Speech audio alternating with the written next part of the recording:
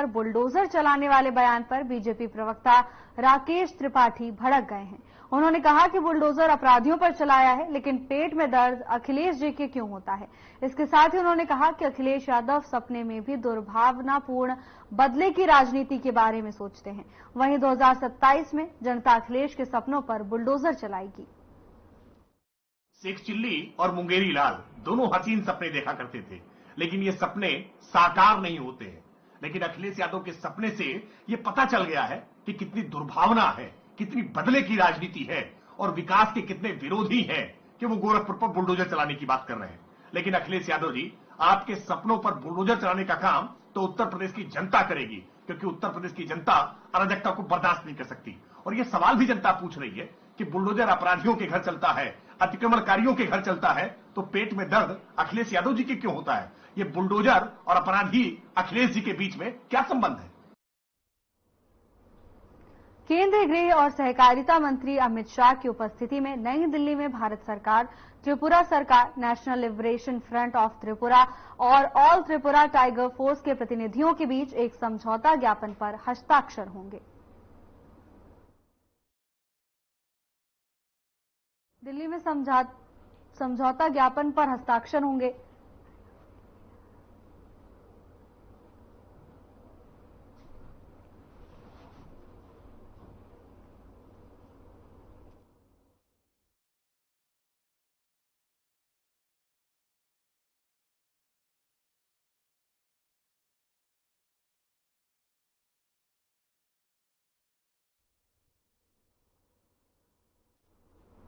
Italy में सनातन का डंका दिखा, जहां धूमधाम से जन्माष्टमी मनाई गई।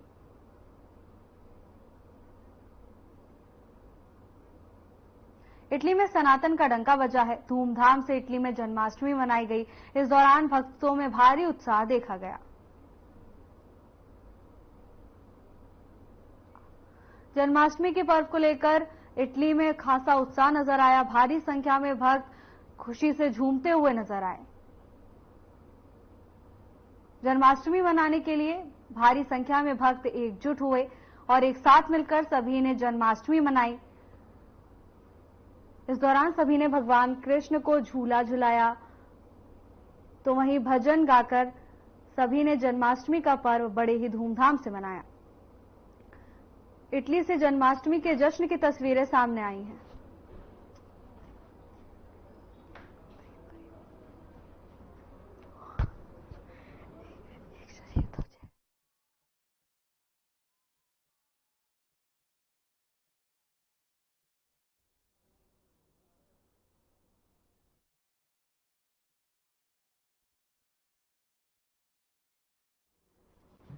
उत्तर प्रदेश अधीनस्थ सेवा चयन आयोग द्वारा निष्पक्ष एवं पारदर्शी भर्ती प्रक्रिया के अंतर्गत 1334 अवर अभियंता, संगणक एवं फोरमैन को सीएम योगी द्वारा नियुक्ति पत्र वितरित किया गया। इस दौरान सीएम योगी ने कार्यक्रम को संबोधित किया। जल शक्ति मंत्री श्री स्वतंत्र देव सिंह जी, प्रदेश शासन के पंचायती राज अल्पसंख्यक कल्याण विभाग के मंत्री श्री ओम प्रकाश राजभर जी, लोक निर्माण विभाग के राज्य मंत्री श्री ब्रजेश सिंह जी, कृषि विभाग के राज्य मंत्री सरदार बलदेव सिंह गोलक जी, जल शक्ति विभाग के राज्य मंत्री श्री रामकेश निषाद जी, ग्राम्य विकास विभाग के राज्य मंत्री श्रीमती विजय लक्ष्मी गौतम जी, नगर विकास विभाग के राज्य मंत्री श्री राकेश राठौर गुरु जी और आज के इस कार्यक्रम में उपस्थित प्रदेश के मुख्य सचिव श्री मनोज कुमार सिंह जी, सभी विभागीय अधिकारीगण, सफलतम अभ्यर्थी जो आज नियुक्ति पत्र प्राप्त कर रहे हैं, उनके अभिभावकगण और प्रदेश के वे सभी युवा ऊर्जा के हमारे नव आगंतुक कार्मिक, उपस्थित बहनों और भाइयों, मैं सबसे पहले एक पारदर्शी और सुचितापूर्ण प्रक्रिया के माध्यम से नियुक्ति पत्र प्राप्त कर रहे सभी अभ्यर्थियों को हृदय से बधाई देता हूं, उनके अभिभावकों का हृदय से अभिनंदन करता हूं। मैं धन्यवाद देता हूं अधीनस्थ सेवा चयन आयोग को, जिन्होंने निष्पक्ष और पारदर्शी तरीके से इन 12 विभागों की नियुक्ति की प्रक्रिया को एक समय सीमा के अंदर पूरा करते हुए प्रदेश के इन युवा ऊर्जा के प्रतीक, इन प्रतिभाशाली युवाओं को उत्तर प्रदेश शासन का विभिन्न विभागों का हिस्सा बनाया है। मेरे लिए और भी प्रसन्नता का क्षण है, जब नियुक्ति पत्र वितरित हो रहे थे, मेरी इच्छा थी कि जो 1377 अभ्यर्थी हैं, उन सभी को मैं यहां पर नियुक्ति पत्र वितरित करूं, लेकिन मैं पूछ रहा था उन लोगों से कि भाई आप कौन जनपद के रहने वाले हैं। मैं देख रहा था उसमें बिजनौर का भी था, तो गाजीपुर का भी था, चंदौली का भी था, ललितपुर का है तो सिद्धार्थनगर का भी है। यानी हर जनपद का प्रतिनिधित्व इन नियुक्तियों में आपको दिखता होगा। न जाति का भेद, न क्षेत्र का, न किसी प्रकार का न भेद, केवल प्रतिभा और आरक्षण के नियमों का पालन करते हुए प्रतिभाशाली युवाओं को नियुक्ति की प्रक्रिया के साथ जोड़ करके प्रदेश की इस नियुक्ति की प्रक्रिया के माध्यम से आदरणीय प्रधानमंत्री जी के मिशन रोजगार के अभियान को आगे बढ़ाते हुए इन प्रतिभाशाली युवाओं की ऊर्जा और प्रतिभा का लाभ लेते हुए उत्तर प्रदेश को $1 ट्रिलियन की इकोनॉमी के लक्ष्य को प्राप्त करने की ओर तेजी के साथ आगे बढ़ाना, और आज वह लक्ष्य हमारे लिए अब बहुत नजदीक दिखता है। कनेक्टर जो है वो ठीक है, लेकिन हम लोगों ने उन लक्ष्य को प्राप्त किया है।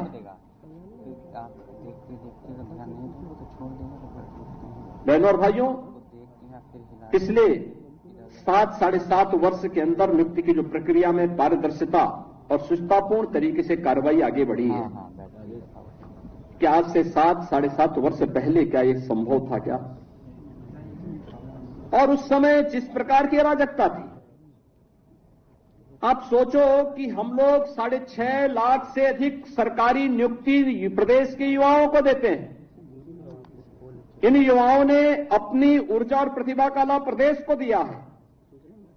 आज जब हमारे पास मैन पावर की कमी पूरी हुई, तो यही प्रदेश जो देश के विकास का बैरियर माना जाता था, आज सरपट तरीके से दौड़ता हुआ दिखाई दे रहा है। और यही प्रदेश जो बैरियर था, आज देश के विकास का ग्रोथ इंजन बना है। यही प्रदेश ग्रोथ इंजन बनकर के उभरा है। आज से 7.5 वर्ष पहले यह प्रदेश देश की 7वीं बड़ी अर्थव्यवस्था के रूप में जाना जाता था, कि अर्थव्यवस्था में 7वें नंबर पर थे। आज यही प्रदेश नंबर 2 की अर्थव्यवस्था बन चुका है। और मेरा यह मानना है कि नियुक्ति की प्रक्रिया जितनी पारदर्शी होगी और जितनी निष्ठा और ईमानदारी के साथ नियुक्ति हो रही है, उसी निष्ठा और ईमानदारी के साथ अगर हर कार्मिक कार्य करने लग जाएगा, तो अगले 3 से 4 वर्ष में उत्तर प्रदेश देश की नंबर 1 की अर्थव्यवस्था होगा। नंबर 1 की अर्थव्यवस्था का मतलब हर हाथ को काम होगा, हर चेहरे पर खुशहाली होगी, हर बेटी सुरक्षित होगी, हर व्यापारी का सम्मान होगा, अन्नदाता किसान प्रसन्न होगा, और समाज में चहुओर खुशहाली होगी। और उस खुशहाली को लेकर के ही डबल इंजन की सरकार कार्य कर रही है, बिना भेदभाव के कार्य कर रही है। 2017 के पहले जो लोग प्रदेश में लूट खसोट मचाए थे, आज जब उनके सपनों पर पानी फिर चुका है, तो अब टीपू भी चले सुल्तान बनने। सपना देख रहे हैं, सपना देख रहे हैं। आपने देखा होगा ना, आज से 8-10 वर्ष पहले एक धारावाहिक आया था, मुंगेरी लाल के हसीन सपने। सपना देखना, वैसे भी इन लोगों को सपने ही दिखाई देते हैं। सपने देखने की इन लोगों की आदत रही है, क्योंकि तब जब जनता ने इन्हें अवसर दिया था, तब उन्होंने प्रदेश के युवाओं के भविष्य के साथ खिलवाड़ करने में कोई गुरेज नहीं की थी। पहचान का संकट खड़ा किया था, पहचान का संकट खड़ा किया था प्रदेश के सामने, युवाओं के सामने, व्यापारियों के सामने, यहां के उद्यमियों के सामने। और इन युवाओं के भविष्य के साथ खिलवाड़ किया था। आज तो मैं देख रहा था, ये युवा आज तो चाहे वह किसी भी जिले का हो, आज नियुक्ति प्राप्त करने का अधिकारी दिखता है, बेझिझक आ सकता है। और इसलिए मैं कह रहा हूं कि आपकी प्रतिभा है, आप सिलेक्शन हो गए, आप में क्षमता थी, आपका सिलेक्शन हो गया, कोई आपके मार्ग में बैरियर नहीं बना। और आपकी योग्यता और क्षमता के बाद भी अगर कोई बैरियर बनता, तो उसी बैरियर को हटाने के लिए तो हम लोग हैं, ये मंच है, उसी बैरियर को हटाने के लिए हम लोग यहां पर आए हैं। और आगे भी हम इस बात के लिए आश्वस्त करते हैं प्रदेश के युवाओं को कि उनकी योग्यता और क्षमता के सामने अगर कोई बैरियर बनेगा, उस बैरियर को हटाएंगे, उस बैरियर को तोड़ेंगे। और जो लोग फिर भी बेईमानी और भ्रष्टाचार फैलाएंगे, तो उनकी संपत्ति को कुड़क करके गरीबों में वितरित करने का काम भी करेंगे, कोई गुरेज नहीं करेंगे। लेकिन जिन लोगों को अवसर मिला, उन्होंने पहले पहचान का संकट खड़ा किया अपनी अराजक गतिविधियों से, अपने भ्रष्टाचारी गतिविधियों से, और फिर प्रदेश को दंगों की आग में झोंकने का काम भी किया था। प्रदेश के शांतिपूर्ण और सौहार्दपूर्ण माहौल को आपस में ही लड़ाने का काम किया। पहले जाति जाति को लड़ाया, फिर वर्ग, मत और मजहबों को आपस में ही भिड़ाने का काम किया। महीनों महीनों दंगों की आग में झुलसता रहा उत्तर प्रदेश। तो उत्तर प्रदेश जब शांति और सौहार्द नहीं रहेगा, कोई निवेश क्यों करेगा? विकास कैसे हो पाएगा? पहचान का संकट खड़ा होगा, हर तबके का व्यक्ति तबाह होगा। और आज ये लोग फिर से अपना रंग और रोगन बदल करके फिर नए रूप में आपके सामने प्रदेश की जनता को गुमराह करने के लिए फिर से आना चाहते हैं। बुलडोजर पे हर एक व्यक्ति के हाथ नहीं फिट हो सकते, इसके लिए दिल और दिमाग दोनों चाहिए, दिल और दिमाग दोनों चाहिए। बुलडोजर जैसी क्षमता और दृढ़ प्रतिज्ञा जिसमें हो, वही बुलडोजर चला सकता है। दंगाइयों के सामने नाक रगड़ने वाले लोग बुलडोजर के सामने वैसे पस्त हो जाएंगे। और इसीलिए मैं आप सबसे कहना चाहता हूं कि प्रदेश सरकार ने जो प्रक्रिया अपनाई है पारदर्शी तरीके से, अपेक्षा भी हम यही रखते हैं। जनता से जुड़े हुए कोई भी कार्य, कोई देर नहीं होनी चाहिए। ईज ऑफ लिविंग के लक्ष्य को प्राप्त करना, ईज ऑफ डूइंग बिजनेस जब हम लोग आए थे, यानी व्यवसाय की सुगमता जब हम लोग आए थे 17 में, 14वें नंबर पर उत्तर प्रदेश था। आज हम अचीवर स्टेट हैं। 1 और 2 की लड़ाई में उत्तर प्रदेश आज आगे बढ़ रहा है, तेजी के साथ आगे बढ़ रहा है। हमने रिफॉर्म किए, प्रदेश को आगे बढ़ाया। आज परिणाम था, जिस उत्तर प्रदेश में कोई निवेश करने नहीं आता था, 40 लाख करोड़ रुपए के निवेश के प्रस्ताव उस उत्तर प्रदेश को प्राप्त हुए हैं। 40 लाख निवेश के प्रस्ताव का मतलब सीधे सीधे 1.5 करोड़ नौजवानों को नौकरी। अनुमान करिए, पहले कोई निवेश करता नहीं था, जो उद्योग थे वे अपना बंद करके भाग रहे थे। आज 1.5 करोड़ नौजवानों को इस निवेश के माध्यम से नौकरी मिलेगी, नए रोजगार की सृजन होंगे। परंपरागत उद्यम जो बंद हो रहा था दंगों के कारण, अराजकता के कारण, गुंडागिर्दी के कारण, यह उद्योग फिर से पुनर्जीवित हो गया है। वन डिस्ट्रिक्ट वन प्रोडक्ट के माध्यम से पूरे देश का एक ब्रांड बन गया। हर जनपद का अपना प्रोडक्ट है। इसने लाखों लोगों को कार्य दिया है, नए रोजगार का सृजन किया है। प्रदेश में लगातार इनके माध्यम से आज विकास की प्रक्रिया के साथ हम आगे बढ़े हैं। कनेक्टिविटी बेहतर हुई है, एक्सप्रेसवे के रूप में, इंटर स्टेट कनेक्टिविटी के रूप में, जनपद मुख्यालयों को 4 लेन के साथ जोड़ा गया है। ये वही प्रदेश है जिसमें वेतन देने के लिए पैसा नहीं था। आज हम रेवेन्यू सरप्लस स्टेट के रूप में देश के सामने सबसे बड़ी आबादी है। वेतन की कोई समस्या नहीं, भत्तों की कोई समस्या नहीं, विकास के लिए किसी भी पैसे की किसी प्रकार की कोई कमी नहीं है। हम सड़क भी बना रहे हैं, बिजली भी पहुंचा रहे हैं, जनता के लोक कल्याणकारी कार्यक्रम को भी आगे बढ़ा रहे हैं। 1 करोड़ परिवार तो ऐसे हैं जिनको 12,000 रुपए सालाना पेंशन की सुविधा डबल इंजन की सरकार प्रदान कर रही है। ये तभी कर पा रहे हैं जब प्रदेश के पास पैसा है। भीख मांग के दान नहीं दिया जाता है।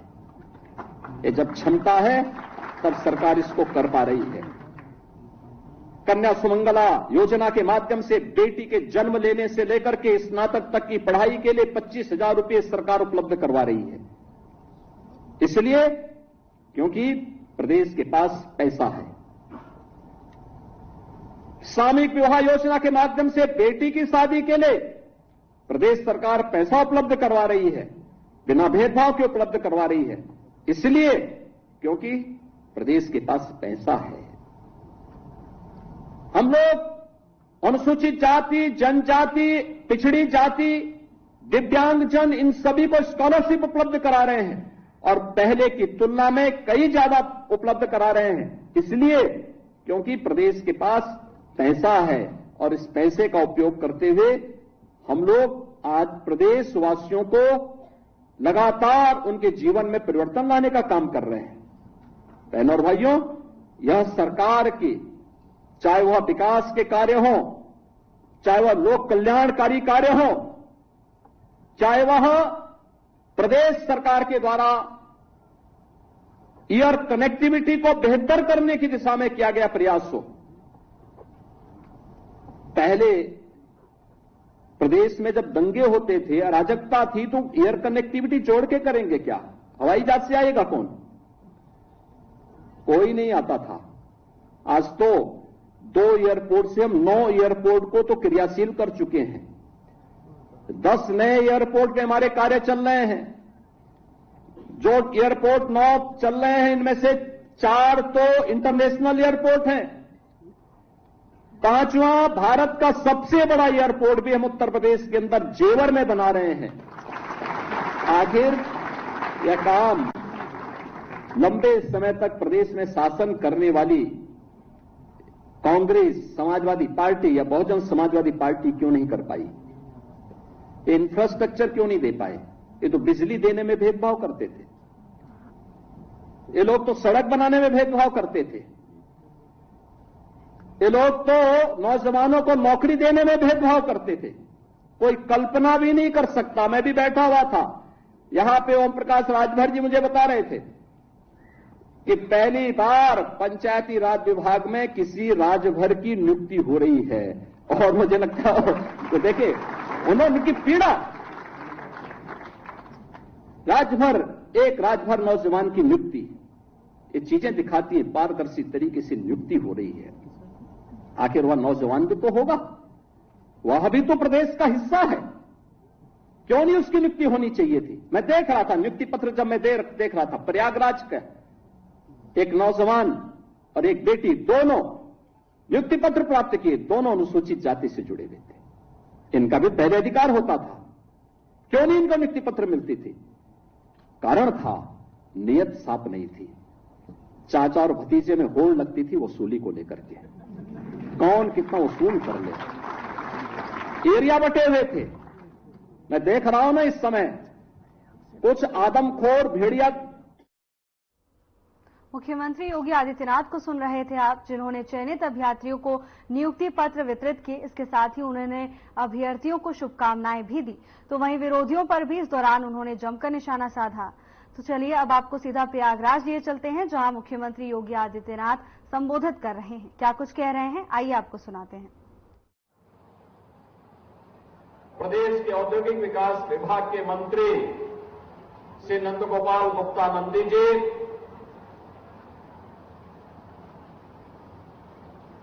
प्रदेश सरकार के सूक्ष्म लघु मध्यम उद्यम विभाग, खादी और ग्रामोद्योग विभाग के मंत्री श्री राकेश सचान जी,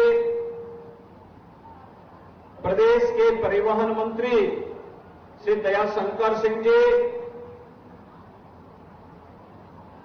भारतीय जनता पार्टी के क्षेत्रीय अध्यक्ष श्री दिलीप पटेल जी, लोकप्रिय सांसद श्री प्रवीण पटेल जी, माननीय सांसद भदोई श्री विनोद बिंद जी, भारतीय जनता पार्टी के जिला की अध्यक्ष श्रीमती कविता पटेल जी, विनोद प्रजापति जी, श्री राजेंद्र प्रसाद मिश्र जी, जिला पंचायत अध्यक्ष डॉक्टर वीके सिंह जी, पूर्व सांसद श्रीमती केसरी देवी पटेल जी, माननीय विधायकगण श्री गुरु प्रसाद मौर्य जी, प्रदेश सरकार के पूर्व मंत्री और माननीय विधायक श्री सिद्धार्थनाथ सिंह जी, महापौर श्री गणेश केसरवानी जी, विधान परिषद सदस्य श्री केपी श्रीवास्तव जी, माननीय विधायकगण श्री राजमणि कोल जी, वाचस्पति जी, क्षेत्रीय उपाध्यक्ष अमरनाथ यादव जी, उत्तर मौर्य जी, माननीय विधायक पीयूष रंजन निषाद जी और आज के इस कार्यक्रम में उपस्थित प्रयागराज और खासतौर पर फूलपुर के सभी उपस्थित नागरिकगण, युवा ऊर्जा के धनी मेरे सभी युवा साथियों, बहनों और भाइयों, एक साथ इतने बड़े रोजगार मेले के माध्यम से, विकास परियोजनाओं के माध्यम से मुझे प्रयागराज की धरती को प्रणाम करने का अवसर प्राप्त हो रहा है।